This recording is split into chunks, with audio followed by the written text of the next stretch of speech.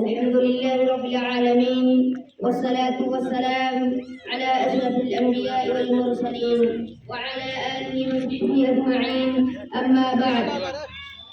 محترم حضرات، اساتذہ کرام اور میرے عزیز ساتھیوں، آج یوم آزادی کی اس خوبصورت تقریب میں جس عنوان پر گفتگو کرنا چاہتا ہوں وہ ہے دلوں میں وطن ہے اگر تو رہے.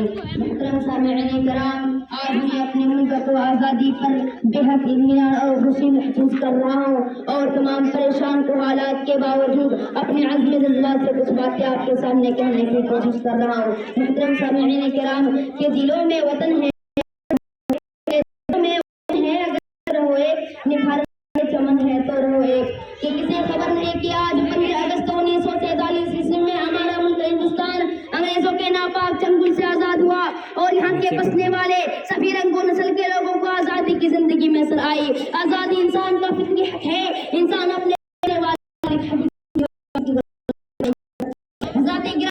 آج سے تقریباً 250 سال قبل ہمارے ملک ہندوستان پر انگریزوں نے اپنا تسلط قائم کر لیا تھا. 1750 تک پورا ملک انگریز ایسٹ انڈیا کمپنی کا غلام بن چکا تھا. 1750 میں بنگال کے نواب کا جو دولہ کو اندازہ ہو گیا تھا کہ انگریز اس ملک میں تجارت کرنے نہیں آ رہے ہیں بلکہ ایسے غلام بنانے کے لیے آ رہے ہیں. لہذا ملک کے مختلف کوشوں میں جب اہل دانش کی آنکھ کھلی تو انگریزوں کے خلاف پڑھنے بغیر بلند ہوا، احتجاج ہوئے، آندولن ہوئے، لوگ سڑکوں پر نکلے. انگریزوں نے انہیں مارنا اور گرفتار کرنا شروع کر دیا. انگریزوں کے خلاف آواز اٹھانے کا مطلب بڑا خطرہ ثابت ہونے لگا. میدان خون سے سرخ ہو گیا. لاکھوں لوگوں کو تختے دار پر چڑھا دیا گیا.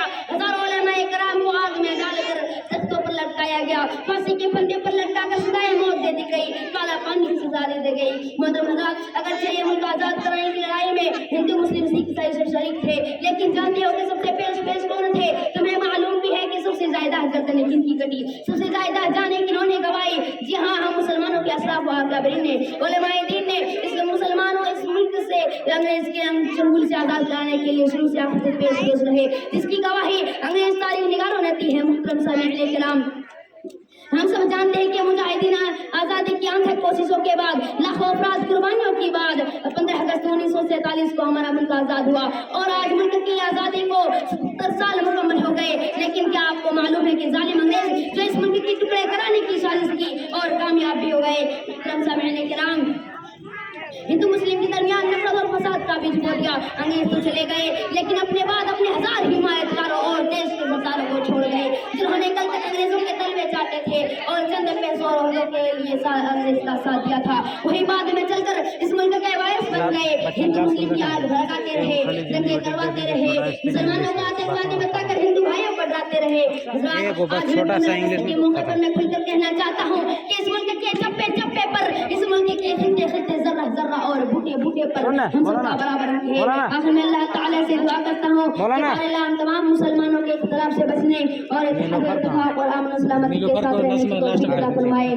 آمین. وآخر دعوانا الحمدللہ رب العالمین. السلام علیکم ورحمۃ اللہ وبرکاتہ.